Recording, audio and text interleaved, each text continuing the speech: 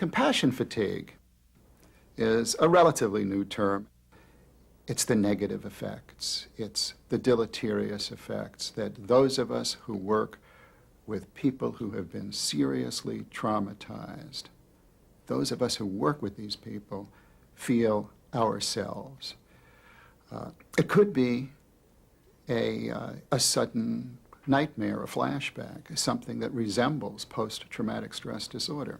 Or it could be insidious, gradually becoming hard and cynical and losing our sense of humor.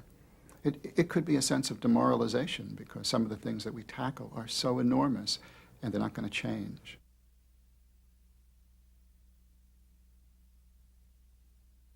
Compassion fatigue really emerged in around 1995, and in the 10 years plus since compassion fatigue has become born, in effect, tremendous things have happened.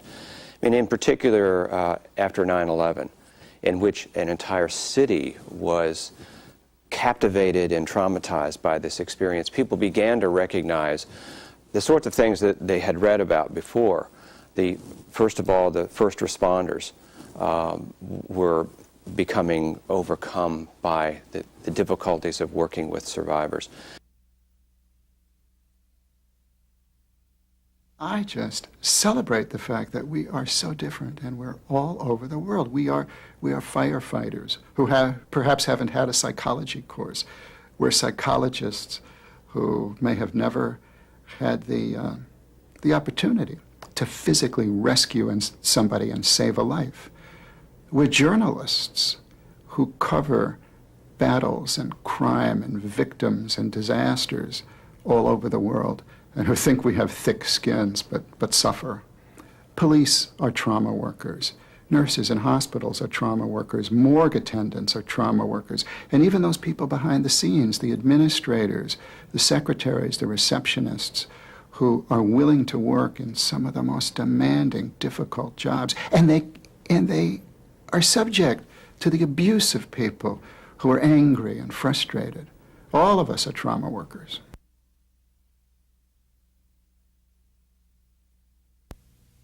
One of the first symptoms to look for is the loss of a sense of humor. But when you begin to lose that sense of humor, when you begin to wall yourself off, when you begin to find that you have feelings that you don't like, angry feelings, resentful feelings, demoralized feelings, that could well be the beginning. What I experienced myself was that I changed my attitudes. When I was out with friends, I became more serious, and I was the joker. I was always the one who made the fun in the group of friends. And I found myself sitting talking with friends and found it meaningless. They talked about details that I didn't think was important. So I started noticing these changes in myself, but I really didn't feel that I was very tired until I stopped working at the pediatric hospital, because then I went on to the university, and I felt so tired. And I remember I was sitting a couple of weeks after I had started at the university and saying, I hope nobody calls from the hospital. I can't stand another family, another child's death. And I think for almost half a year I dreaded that situation, that I would get a call asked to assist another family. So it was really hard for a while. It's not uncommon for the therapist to feel overwhelmed. I've had that experience. I've had it many times in my career as a therapist and as a professional working in the field of traumatic stress. Early on, I had it quite a bit when I was working in the mid-70s with returning Vietnam veterans, and literally had interviewed thousands of men in the course of a short period of time. And there were times when I took that home with me every day, that I would hear their stories, I would have problems sleeping. There were times where I thought I was going crazy. I began to have dreams of their Vietnam combat experiences, which were not mine. And I had other kinds of reactions where I had intense anger feelings about their mistreatment. And I began to feel myself very much identified with them, and I felt burned out. And at one point in time, I developed an ulcer at the end of this work. And I knew it was related to it. I didn't have any misgivings about that. But what I did feel at that time was totally isolated. Much of the research really is finding that compassion fatigue exists in all the professions. So in other words, there was a study that found it in firefighters. There's a study that found it in child protection workers. There was one that found it among chaplains in the military. So it clearly is, much of the research is showing how pervasive it is. Another area that it's shown is the role of compassion and especially empathy. Because people that have very low empathy, have a difficulty in being empathic, don't get compassion fatigue. But for people, though, that are especially empathic, they are extraordinarily effective in helping people, but much more vulnerable to their own being obsessed with the suffering of other people.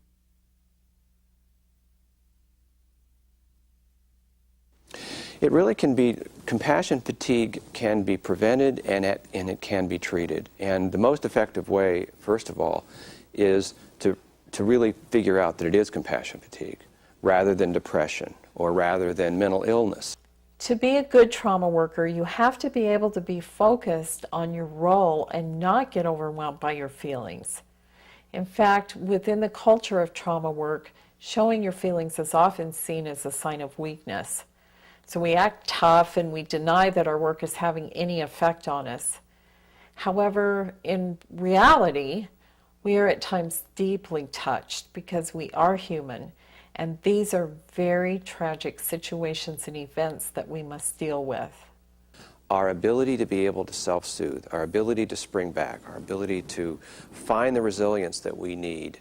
Now, there are two elements to that. One is to be able to control and adjust and reduce our stress while we're delivering the services.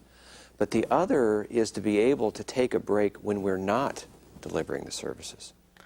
Oftentimes, trauma workers themselves have difficulties recognizing that they're having some symptoms of compassion fatigue, but their family members see it. They see the irritability, they see their trouble sleeping, and they notice that their family member seems preoccupied, they seem detached, they may seem disengaged from family life. So they know their loved one who works in the trauma field is burdened with something. Oftentimes, the trauma worker does not want to share some of the gory details of what they have to deal with day in and day out at work with their family. So there's almost a wanting to protect or not contaminate their family with that. So consequently, they isolate themselves, they withdraw, they're not able to talk to their family, and their life gets more and more out of balance. You've got to be very mindful of the fact that you're a professional, you're being paid. So you've got to be professional about how you go about your work. You've got to separate your work from your home. You have to have real clear boundaries, very clear boundaries about what you're doing and the people you're dealing with. You gotta be prophylactic. You gotta practice what you preach. You gotta exercise and take care of your physical health. You gotta get good sleep at night. You gotta have good sex. You gotta do all this stuff. Eat well. Do something that turns on your creative juices. And you gotta make time for that in your life. You gotta be real clear about that. And you gotta be clear that when you get worn down and you're on your, when your gas tank, the light comes on and the arrow's on E, you gotta tell people to get out of your face because you need to go recharge your batteries. We think about the terrible tragedies that have happened recently, the tsunami, the Hurricane Katrina and Rita. The challenge with regard to compassion fatigue really is to somehow take a break. Because when you're thrown into these sorts of disasters and providing assistance, frequently you don't have a break. But the real key is to shift from focusing on the other person to focusing on yourself. And to allow yourself to do that. Many people that come into the helping profession tend to be other-oriented. They tend to be very good at listening to other people, helping other people, but they have the tendency of ignoring themselves and ignoring their own needs. So the real key to coping with compassion fatigue is to say to yourself, look, I need to take a break from focusing on other people, focusing on myself, and when I do that, and when I begin to take care of myself and seek help in taking care of myself, I can be far more effective in helping other people. I say this all the time. I say, put the mask on yourself first. That represents really is what they say on airlines when just before you take off, put the mask on yourself first and then help others. And that really represents a whole cascade of issues.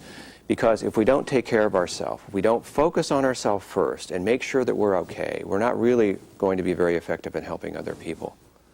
I did something I probably shouldn't have done. I went to see some of the massacres near a city called Nyamata and really felt badly shook by that. But the good thing was that there was a colleague that I really could talk to, and also the leader of UNICEF, who's a good friend. We used a lot of time talking about this, and I really needed that as well as writing a lot about it. How do you help the person who refuses to get help? This is not easy. Now, a lot of us think we can put something down on a page, but I've sat around afterwards with peers of mine, men in their 50s, 60s, and 70s, and asked, how many times have you really counseled a friend? And I think it's rare. Employers need a comprehensive plan to address compassion fatigue in their workers. For example, trauma workers naturally seek out their peers and colleagues for support, partly because they work in very unique environments with unique situations. What is really helpful is if those peers are offered some kind of formalized training, and if there is a formalized peer support program in place that will assist people in preventing and treating compassion fatigue. Now, what a formalized peer support program consists of is paraprofessionals, that is other trauma workers, that have been trained and given some special skills so that they understand how to listen, how to support, how to refer, and what kind of resources to make available to their colleagues to assist them. They usually work under the training, the auspices, and the clinical supervision of a mental health professional. When the work goes well, we're enriched by the work because we help people to overcome very profoundly difficult human experiences. And they recover and they grow and they become human beings in the richest sense again. That's a meaningful thing. If one has an attitude of humility and respect for the victims and maintains that humility and respect for what they've gone through, then you will get back from them more than you ever give them. And that's a real gift that they give back to those who help them. It's easy to lose perspective. It's important to have a sense of humor. It's important to have fun in your life. It's important to counterbalance the intensity of the work you do.